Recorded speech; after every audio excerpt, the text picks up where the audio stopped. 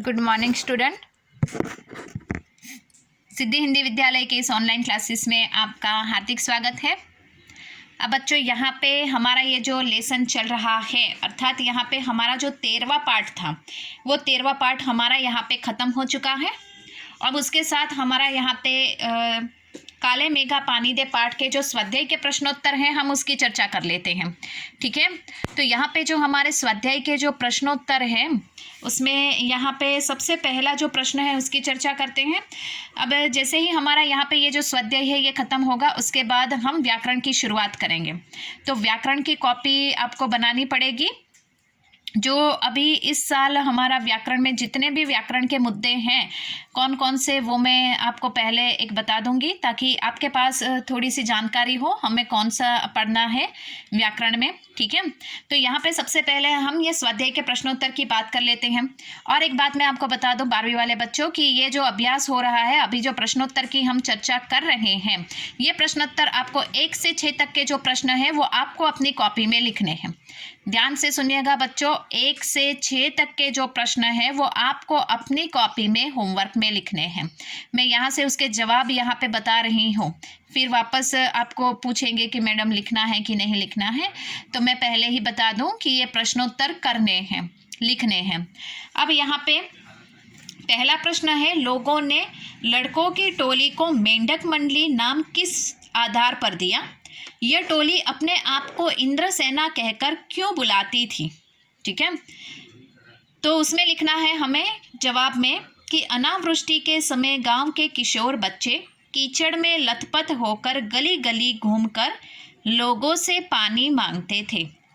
गांव के कुछ लोगों को लड़कों का इस तरह से कीचड़ में लथपथ होकर उछल कूद शोर शराबा पसंद नहीं आता था, इसलिए वे लोग इन लड़कों की टोली को मेंढक मंडली कहते थे।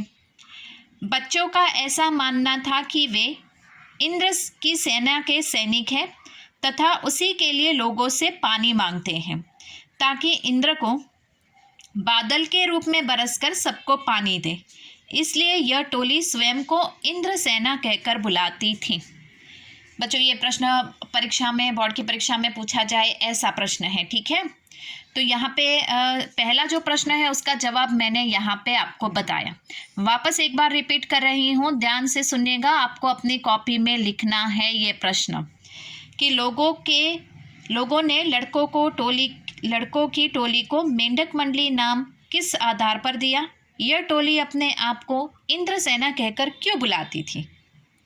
तो पहला प्रश्न का जवाब ये है, अनावृष्टि के समय गांव के किशोर बच्चे कीचड़ में लथपथ होकर गली गली घूमकर लोगों से पानी मांगते थे।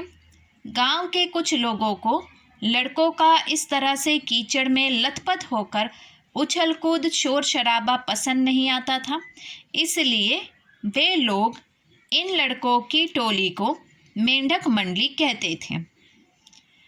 बच्चे का ऐसा मानना था कि इंद्र की सेना के सैनिक है तथा उसी के लिए पानी मांग रहे हैं, ताकि इंद्र बादल के रूप में बरसकर सबको पानी दे।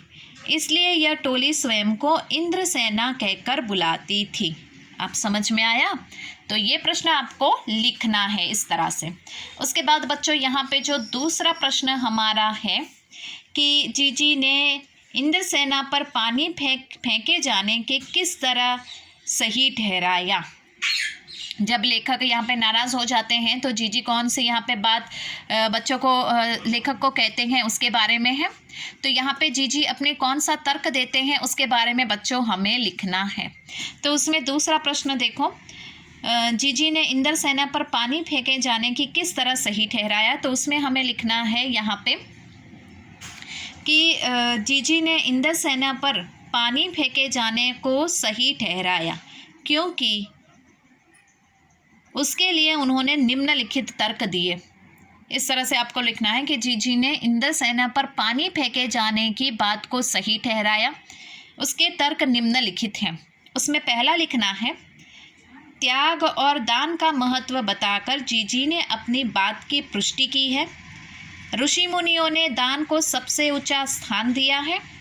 जो चीज़ आपने अपने पास कम हो और अपनी आवश्यकताओं को पीछे कर दूसरों को दान देना हो उसे त्याग कहते हैं। कुछ पाने के लिए कुछ देना पड़ता है, अतः देवता से भी कुछ मांगने के पहले उन्हें कुछ दान भी करना पड़ता है। ये पहले में हमें लिखना है और 2 नंबर करके एक लाइन छोड़ के फिर 2 नंबर करके लिखना। इंद्र को जल का अर्घ्य चढ़ाना, अर्थात इंद्र सेना पर पानी फेंकना पानी की बर्बादी नहीं बल्कि पानी की बुआई करना है। जिस प्रकार किसान गेहूं की अच्छी फसल के लिए खेतों में बीज बोता है, उसी प्रकार पानी वाले बादलों की फसल पाने के लिए इंद्र सेना पर पानी डालकर पानी की बुआई की जाती है। इस प्रकार के तर्क द्वारा जीजी ने इंद्र सेना पर पानी फेंके जाने को सही ठहराया। तो बिल्कुल इसी प्रकार से हमें लिखना है। मैं वापस ये दूसरे प्रश्न का उत्तर दोहरा रही हूँ, ध्यान से सुनिएगा बच्चों। एक वीडियो में हो सके तो हम 2 से 3 ही प्रश्न करेंगे, ज़्यादा नहीं करेंगे, ताकि आपको भी लिखने में परेशानी ना हो, लेकिन लिखना तो है ही, ठीक है। जीजी ने दूसरा प्रश्न ध्यान से सुनना बच्चों। जीजी ने इंद्र सेना पर पानी फेंके जाने को किस तरह सही ठहराया? तो उसका जवाब ये है कि जीजी ने इंद्र सेना पर पानी फेंके जाने का कारण सही ठहराया, जो निम्नलिखित तर्क से दिया गया है। उसमें पहला, त्याग और दान का महत्व बताकर जीजी ने अपनी बात की पुष्टि की है। ऋषि मुनियों ने दान को सबसे ऊंचा स्थान दिया है। जो चीज़ अपने पास कम हो और अपनी आवश्यकताओं को पीछे कर दूसरों को दान देना ही त्याग है। कुछ पाने के लिए कुछ देना पड़ता है, अतः देवता से भी कुछ मांगने से पहले उन्हें कुछ दान करना पड़ता है। और 2 नंबर करके उसी में लिखना है, इंद्र को जल का अर्घ्य चढ़ाना, अर्थात इंद्र सेना पर पानी फेंकना पानी की बर्बादी नहीं बल्कि पानी की बुआई करना है। जिस प्रकार किसान गेहूं की अच्छी फसल के लिए खेतों में बीज बोता है, उसी प्रकार पानी वाले बादलों की फसल पाने के लिए इंद्र सेना पर पानी डालकर पानी की बुआई की जाती है। इस प्रकार के तर्क द्वारा जीजी ने इंद्र सेना पर पानी फेंके जाने को सही ठहराया। ठीक है, तो यहाँ पे जीजी की बात उन्होंने 2 प्रकार से पुष्टि की है कि एक तो यहाँ पे दान और त्याग का महत्व उन्होंने बताया, और दूसरे में उन्होंने जिस प्रकार से किसान फसल के लिए सबसे पहले उसको अच्छे प्रकार के गेहूं की बुआई करनी पड़ती है, उसकी देखभाल करनी पड़ती है, उसी प्रकार से यहाँ पे जल मांगने के लिए पहले हमें ज़मीन को ये जल का अर्घ्य करना पड़ता है, यानी जल अर्पित करना पड़ता है।